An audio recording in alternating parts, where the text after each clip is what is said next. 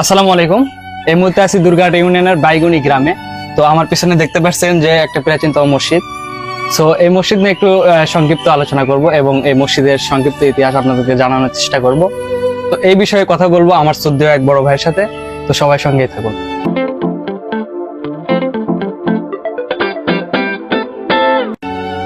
আসসালামু আলাইকুম। ওয়ালাইকুম আসসালাম। ভাইজান, আপনার নাম কি?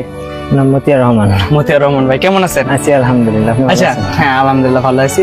আপনার বাসা কোথায়? এখানে আমার বাসা এই যে পাশেই, মসজিদের সঙ্গে আমার বাসা। পাশেই। জি।